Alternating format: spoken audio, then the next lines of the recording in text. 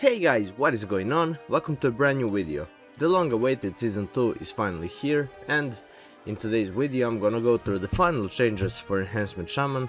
So this will be the very first video of this season. I've been resting a little bit, so all those previous videos that you were watching were pre-recorded. I achieved many good things and achievements in the season 1, and in season 2 I plan to go even harder and further than that. So yeah, get ready for that. If you would love to keep up with Enhancement Channel content, everything about PvP and maybe something more, who knows, make sure to toss a subscribe and please help me out. I'm trying to reach 5k subs. A new video every 3 days as usual, and yeah, without any further ado, let's jump into the changes. So, these are the final changes for Enhancement Shaman for the 12.1 patch, aka Curse of the Ulatek. We don't have many changes, and the Blizzard's explanation is that stuff that was changed were pretty much going from the burst back to the base damage, which is kind of fine in my opinion, because it's always better to know that you can always kill someone and not just when you get your burst up, which, you know, requires wait. So yeah. Developers note says we are happy with Enhancement Shaman gameplay going into Curse of Ulatek. Our goal was these changes is to preserve the gameplay while improving performance outside of cooldown windows where damage can feel weak, exactly as I just said. Strong intersections between Wind Fury procs and through weapon generation were making it difficult for the downtime between cooldowns to breathe.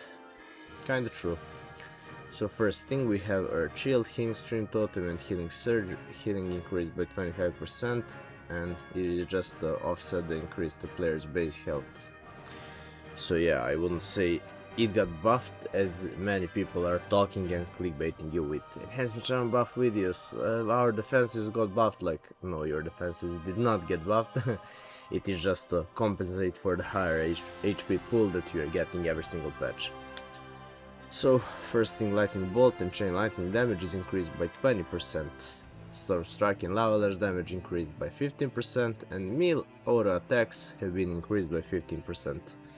So these are, yeah, all the buffs, and they're pretty good. It's always good to have your base damage increased, and that way you don't need to rely on your burst as much as, you know, possible, which was the case in the most situations. So yeah, I do like these changes.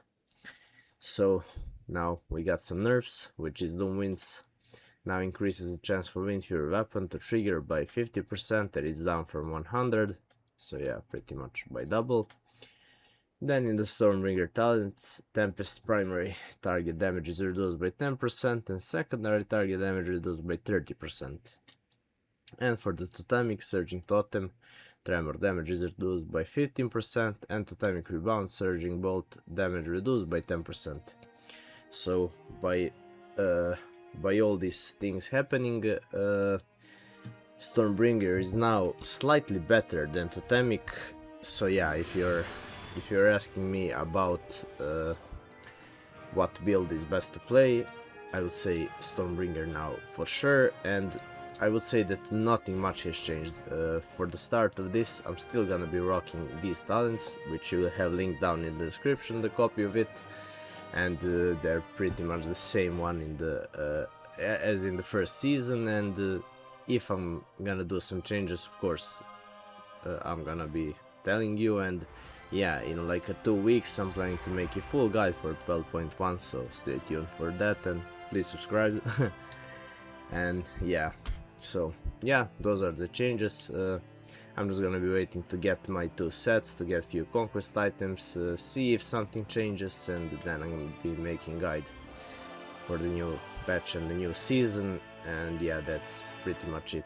This is the gear, full honor one, and yeah, as you can see, we are starting from the beginning, back from almost 2.5 in solo shuffle and almost 2.7 in RBG Blitz. This season is gonna go even wilder, and yeah, just wait for that and stay tuned to see my videos.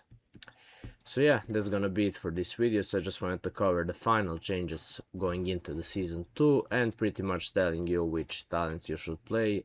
And regarding the rotation, it's pretty much the same as I did in a 12.0 guide, which you also have linked down in the description, until I make a brand new guide for this patch that will do pretty well, trust me. So yeah, thank you guys for watching and see you in the next one.